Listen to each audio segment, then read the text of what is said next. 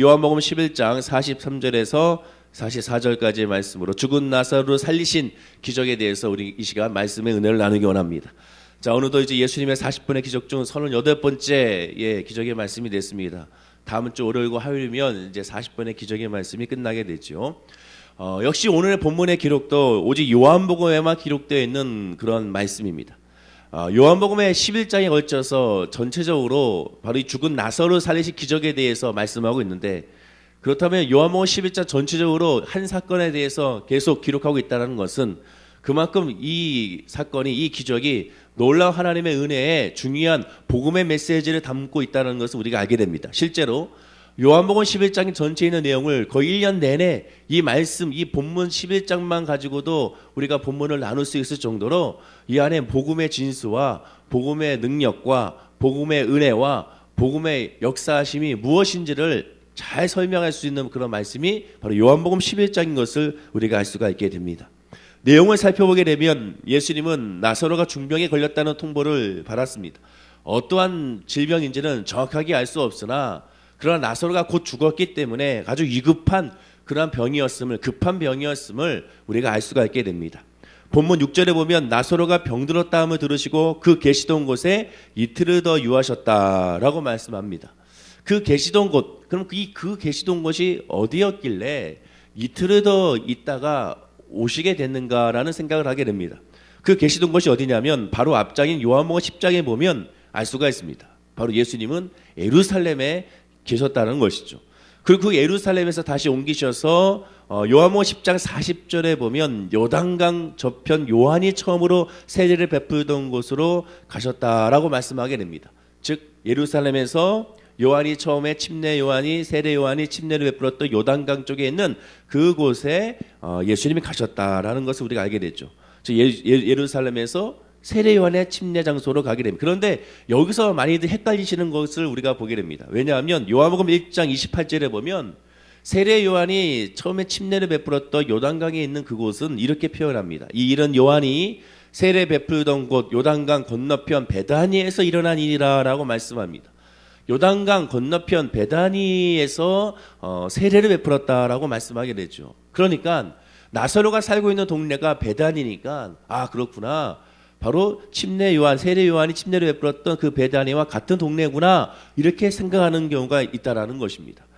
실제로 요단강 건너편에 있는 마을의 이름도 베단이고 또한 지금 나사로가 살고 있는 동네 이름도 베단입니다. 즉 베단이라는 동네 이름이 두 군데였음을 우리가 알 수가 있게 되는 것이죠. 본문에서 말하는 나사렛 동네 베단이는 예루살렘에서 굉장히 먼 거리에 있습니다. 그러나 지금 말씀하고 있는 세례를 베풀었던 요단강 건너편의 베다니는 4km 정도밖에 되지 아니하는, 즉 우리로 따지면 1, 2밖에 되지 않는 가까운 거리에 있는 것을 보게 되죠. 따라서 우리가 오해하는 부분이, 이렇게 가까운 거리에 있는데 왜 예수님이 바로 오시지 않았느냐, 이렇게 가까운 거리에 있는데 왜 이틀을 더 유하셨는가, 이렇게 우리가 더 아쉬운 생각을 하는 경우가 있는데 그렇지가 않다는 것입니다. 나사로가 살고 있는 베다니는 예루살렘에서 약 35km 정도 떨어져 있는 곳에 있습니다. 예를 들면 우리 광운대역에서 바로 구려역까지 가는 거리라고 할 수가 있는 것이죠. 그러나 평지면은 뭐 금방 갈 수가 있지만, 그러나 이스라엘은 산악 지역이고 광야 지역이고 또한 지금처럼 포장이 잘 되어 있는 곳이 아니고 가는 곳곳마다 또한 강도도 있을 것이고 여러 가지 어려움이 있기 때문에 그렇게 쉬운 길은 아닙니다. 특별히 여리고로 내려가는 골짜기를 통과해야 비로소 그곳으로 갈 수가 있기 때문에 더욱더 험한 지형을, 산악 지형을 거의 등산과 마찬가지로 이동할 수밖에 없는 것을 우리가 생각해야 되는 것입니다. 따라서 보통 성인의 걸음으로 예루살렘에서 여리고까지 가는 그 거리를 약 8시간 정도 가는 거리라고 말합니다. 건강한 사람이 하루 이동하는데 약 15km 정도를 이동할 수 있다고 하죠. 그렇다면 예수님과 나사로의 거리는 약 2일 정도의 거리를 걸어갈 수 있는 그러한 먼 거리였음을 우리가 생각해 볼 수가 있게 되는 겁니다. 당시 문화적인 관습을 우리가 한번 살펴봐야 되는데, 유대인들은 사람이 죽으면 영이 육신 곁을 3일 동안 머물다가, 그러니까 우리나라와 굉장히 좀 비슷하죠. 3일 동안 머물다가 나흘째에 완전히 떠난다고도 생각을 했습니다.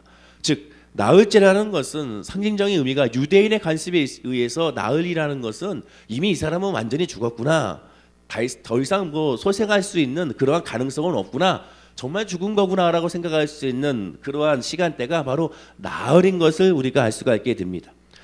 예수님께서 계시던 곳에서 이틀을 더 계셨고 그 후 출발하면 이틀이 걸리니 예수님께서 정확하게 나사로의 마을 베다니에 도착하게 되면 정말 이 나사로가 죽은 지 나흘째가 됐다는 것을 우리가 알 수가 있게 되는 것입니다. 이미 나사로가 죽었음을, 다시 소생할 수 없었음을 알려주는 하나의 근거가 되는 것이죠. 어느 누구도 의심할 수 없는, 정말 나사로가 죽었구나, 정말 나사로는 장사를 됐구나, 나사로는 이미 정말로 다시는 살아날 수가 없구나, 그것을 알 수 있는 그것이 바로 이 나흘이라는 이 기간이 된 거고, 예수님 일부러 그래서 그 시간에 맞춰서 가신 것을 보게 되는 것입니다. 우리가 본문의 기적까지 38번의 기적을 살펴보면서 기적의 목적은 오직 예수가 그리스도임을 알게 하는 것이라는 것을 우리가 나눴습니다. 마찬가지로 예수님께서 하시는 모든 말씀과 모든 행동은 다 예수님과 그리스도임을 깨달아 알게 위하여, 또 하나님의 뜻과 하나님의 섭리와 하나님의 마음이 있음을 우리가 깨달아 알 수가 있게 되는 것이죠. 그러나 당시 이스라엘 백성들은 그것을 생각하지 못했습니다. 예수님이 왜 이 말씀을 하셨을까? 예수님이 왜 이 행동을 하셨을까? 예수님이 왜 그러셨을까? 그것은 분명한 하나님의 뜻이 있고 하나님의 마음이 있고 분명한 합력하여 선을 이루는 하나님의 좋은 뜻인 것을 우리가 알아야 되는데, 당시 이스라엘 백성들은 그것을 알지 못했고 어쩌면 오늘날에도 그것을 알지 못하는 경우가 너무나도 많다는 것이죠. 대표적으로 믿음의 사람이라 할 수 있는 나사로의 누이 마르다의 모습을 한번 살펴보겠습니다. 마르다는 예수님이 오시자 이런 고백을 하게 되죠. 우리 본문 22절 말씀, 요한복음 11장 22절 말씀을 다 같이 합독하겠습니다. 자, 시작. 그러나 나는 이제라도 주께서 무엇이든지 하나님께 구하시는 것을 하나님이 주실 줄을 아나이다. 예수님이 오시자 마르다는 예수님께 이렇게 고백을 합니다. 주님께 내가 무엇을 구하든지 하나님께서 다 이루어질 줄로 믿습니다라고 고백합니다. 이 고백만 딱 보게 되면 와, 마르다는 정말 믿음이 좋구나, 예수님이 오셨으니 내 나사로, 내 오라비를 살릴 수가 있겠구나라는 생각을 할 수 있는 그런 고백이다라고 우리가 알 수가 있습니다. 그러나 과연 그럴까? 그렇지가 않다는 것이죠. 예수님은 너의 오라비가 살아난다, 나사로가 살아날 것이다 라고 예수님은 말씀하셨습니다. 그러나 마르다는 이렇게 고백하죠. 우리 본문 24절 말씀을 다 같이 읽겠습니다. 마르다가 이르되 마지막 날 부활 때에는 다시 살아날 줄을 내가 아나이다. 마르다가 예수님을 만났을 때 그 고백은 마치 정말 지금 구하면 다 응답될 것 같은 그런 믿음의 고백이었습니다. 그래서 예수님도 그 고백을 들으시고 나사로가 살아난다 라고 말씀했을 때 마르다는 네, 살아납니다, 그러나 지금이 아니라 나중에 부활 때 살아날 것입니다 라고 고백하게 되는 것이죠. 살아나기는 살아나는데 응답은 있기는 응답이 있는데 지금 응답이 있는 것이 아니고 나중에 있을 것이다 라고 그가 고백을 하고 있는 것을 보게 됩니다. 즉 이 믿음은, 마르다의 믿음은 예수가 그리스도임을 아는 믿음이 아니었습니다. 입술로는 하나님이 모든 것을 해주실 줄로 믿습니다라고 고백했으나 입술로의 고백이고 머리로의 고백이고 영적인 고백이 아니었다는 것이죠. 즉 하나님에 대한 성령의 역사를 스스로가 제한해버린 것입니다.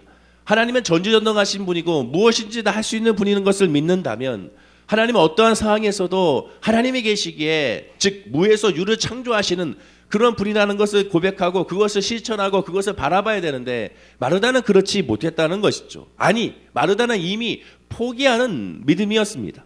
예수님이 무덤에 돌을 옮기라고 명령했을 때 옆에 있던 마르다가 말합니다. 39절에 보면 죽은 지가 나흘이나 되었음에 벌써 냄새가 나나이다. 아니, 예수님을 만났을 때 주님이 계셨으니까, 이제 예수님이 오셨으니까 무슨 것을 구하든지 하나님께서 응답하실 줄로 믿습니다라고 고백했더니 마르다가 입술로는 믿습니다고 했지만 실제로 행동하는 것을 보면 전혀 믿음이 없는, 전혀 살아있는 그런 믿음이 아닌 죽은 믿음인 것을 보게 되는 것입니다. 만약 마르다가 예수가 그리스도인 것을 정말 믿었다면, 정말 하나님이라는 것을 믿었다면, 메시아라는 것을 믿었다면 이런 고백은 하지 않았을 것입니다. 예수님께서 말씀하신 23절에 내 오라비가 다시 살아나기라, 이 말씀은 미래에 앞으로 살아날 것이다 라는 말씀한 것이 아니라 현재의 진행형이죠. 지금 살아난다는 것이죠. 지금 살아난다, 지금 응답이 있다, 지금 기적이 있다, 지금 치료가 있다라고 지금 말씀해주고 있는 것입니다. 이 말씀은 바로 지금 당장 이 자리에서 살아난다는 것이죠. 그러나 마르다는 그것을 깨닫지 못했습니다. 이는 예수가 누구신지 확실하게 알지 못했고 확실하게 고백을 하지 못했고 확실하게 누리지 못했다는 것입니다. 정말로 전능하신 하나님, 전지전능하신 하나님, 무소부지하신 하나님, 그 하나님을 삶 가운데 고백하지 못했다는 것입니다. 만약 마르다가 나사로의 소생을 믿었다면, 나사로의 부활을 믿었다면, 다시 일어나는 것을 믿었다면 28절의 기록도 바뀌어야 됩니다. 28절에 보면 가만히 그 형제 마리아를 불러 말하되 선생님이 오셔서 너를 부르신다라고 말씀하는데, 이것이 어떻게 바뀌어야 되느냐? 정말로 예수님의 부활을 믿고 예수님의 능력을 믿고 전지전능하신 여호와 하나님을 믿었다면 오히려 마리아에게 달려가서 마리아야 마리아야, 예수님이 지금 오셨어. 예수님이 지금 우리 오빠 나사로 지금 부활시켜 주실 거야. 살려 주실 거야. 빨리 가보자라고 그렇게 호들갑을 떨면서 흥분하면서 말을 했어야 됐습니다. 그러나 마르다는 그렇게 하지 않았다는 것이죠. 예수님이 구주임을 확신한 사람들은 어떤 고백이었는가? 그들은 늘 예수 그리스도를 알았기 때문에 마음이 그냥 흥분했고 마음 가운데 기쁨이 넘쳤고 더 이상 다른 말이 필요가 없었습니다. 사마리아 여인을 보십시오. 사마리아 여인이 예수가 그리스도임을 깨닫고 예수가 메시아임을 깨달았을 때 그는 이렇게 고백합니다. 요한복음 4장 29절에 내가 행한 모든 일을 내게 말한 사람을 와서 보라. 이는 그리스도가 아니냐니 라고 고백합니다. 마을에 내려가서 마을 사람들에게 와서 보라, 와서 보라, 얼른 가서 보자라고, 다른 설명이 필요 없습니다. 와서 보자라는 것이죠. 나다네엘도 마찬가지입니다. 요한복음 1장 46절에 나다네엘이 이르되 나사렛에서 무슨 선한 것이 날 수 있느냐? 빌립이 이르되 와서 보라. 빌립이 나다네엘에게 말하지 않습니까? 와서 보라. 다른 말이 필요가 없다는 것이죠. 와서 보면 된다는 것입니다. 왜? 예수는 그리스도이기 때문에 그렇습니다. 설명할 수가 없기 때문에 그렇습니다. 와서 보면 된다는 것이죠. 그럼 마르다가 정말 예수님이 살아계신 하나님의 아들이고 정말 메시아라는 것을 입술만 고백한 것이 아니라 정말 마음으로도 영으로도 정말 믿음으로 알았다면, 예수가 그리스도인 것을 알았다면 마리아에게 다가가서 와서 봐라. 예수님이 오셨다. 와서 봐라. 예수님이 치유하신다. 와서 보라. 예수님께서 부활하신다. 그 믿음의 선포가 있다는 것입니다.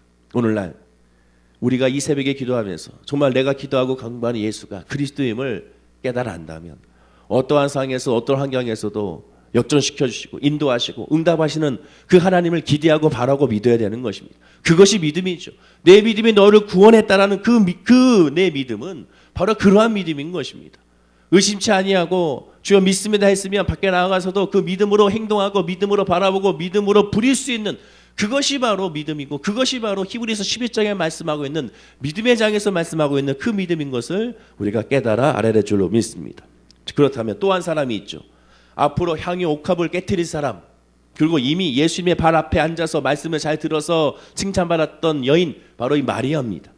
예수님의 가르침을 제대로 받아서 언니보다 믿음이 좋아 보였던 마리아. 이 마리아는 예수님이 오셨다는 것에 대해서 그의 반응은 어떠했을까? 그는 오히려 예수 그리스도의 것을 믿고 엎드려서 이제 주님이 오셨으니 모든 것이 해결됐다고 고백하고 선포했을까? 그러나 그렇지가 않았습니다.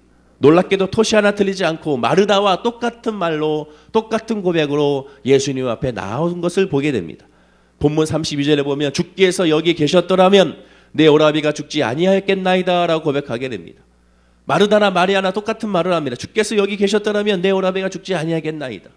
예수님이 계셨더라면 내 오라비가 죽지 아니하겠나이다. 이 말은 이 말의 섭섭함과 예수님이 왜 빨리 오지 않았느냐는 그러한 푸념이, 그러한 불만이 이 안에 다 담겨져 있는 것을 보게 됩니다. 결국 마르다, 마리아 그 어느 누구도 예수님이 오셨으니 이제는 살아났구나, 예수님이 오셨으니 이제는 치유됐구나, 예수님이 오셨으니 이제는 해방됐구나, 예수님이 오셨으니 이제는 응답됐구나라는 그런 고백은 단 하나도 이들의 모습에서 찾아볼 수가 없었다는 것입니다. 나사로나 이 두 자매뿐만 아닙니다. 제자들도 마찬가지입니다. 제자들은 어떤 제자들입니까? 예수님과 함께 동행하면서 수많은 기적과 수많은 말씀의 은혜와 수많은 변화와 수많은 예수가 그리스도임을 깨달아 알았던 이 제자들마저도 오히려 그랬습니다. 제자들은 본문 8절에 보면 제자들이 말하되 랍비여 방금도 유대인들이 돌로 치려 하는데 또 왜 그리로 가시려 하나이까? 라고 말하게 됩니다. 제자들은 핍박받던 곳을 왜 들어가냐고 제자들은 원망과 탄식하는 것을 보게 되죠. 의심 많은 도마는 한 발 더 나아가 오늘 본문 16절에 보면 뒤두몰아가는 도마가 다른 제자들에게 말하되 우리도 주와 함께 죽으러 가자라고 말하게 되는 것을 보게 됩니다. 베다니 나사로에 있는 곳으로 가자고 했을 때 이 제자들의 반응은 한결같이 가지 말자, 가면 핍박을 받는다, 가지 말자, 가면 돌에 맞을 줄을 모른다, 가지 말자, 가면 죽을 수도 있다라고 그 제자들은 말하게 되는 것을 보게 됩니다. 예수가 그리스도인 것을 안다면, 우리가 함께 하시는 하나님이 전능하신 하나님인 것을 안다면 염려와 걱정과 또한 그런 말미암아 좌절할 필요가 없는데, 모르니까 이러한 반응을 보이게 되는 것입니다. 즉 예수님을 제외한 모든 사람들의 시선은 어떤 시선이었습니까? 모두가 다 죽음 그 자체였습니다. 희망도 없었고 기대도 없었습니다. 그냥 이미 다 포기하고 있는 사람들의 모습이 바로 예수님과 함께하는 사람들의 모습이었어요. 그러니 얼마나 예수님이 마음이 답답하고, 얼마나 예수님이 머리 둘 곳이 없었다고 말씀하시면서도 그러한 말씀할 정도로 얼마나 외로운 모습이었는지 우리가 알게 되는 것이죠. 그러나 항상 예수님의 시선은 어떤 시선이냐? 한 가지의 시선입니다. 모든 것을 바라볼 때 한 가지의 시선으로 바라봤습니다. 그것이 본문 4절입니다. 요한복음 11장 4절 말씀을 우리 다 같이 큰 소리로 합독하겠습니다. 요한복음 11장 4절 시작. 예수께서 들으시고 이르시되 이 병은 죽을 병이 아니라 하나님의 영광을 위함이요 하나님의 아들이 이로 말미암아 영광을 받게 하려 함이라 하시더라. 예수님이 뭐라고 말씀합니까? 이건 죽을 병이 아니라 어떤 병이다? 하나님의 영광의 병이다라고 말씀합니다. 예수님의 시선은 한결같습니다. 모든 것은 다 하나님의 영광인 것이죠. 죽음도 하나님의 영광이요, 고난도 하나님의 영광이요, 아픔도 하나님의 영광이요, 상처도 하나님의 영광이요, 모든 것은 다 하나님의 영광이요. 즉 우리로 따지면 모든 것은 다 하나님의 은혜인 것입니다. 우리가 찬양을 부르는 것은 내 영혼이 은총이 입어 모든 것이 하나님의 은혜인 것이죠. 우리에게 은혜가 아닌 것은 하나도 없음을 고백하는 것이, 그것이 믿음의 사람의 고백이고, 예수는 그리스도라고 고백하는 사람의 그런 고백인 것을 우리가 깨달아 알게 되는 것입니다. 예수님이 직접 밝히신 그대로 모든 것은 하나님의 영광을 드러낸 것이죠.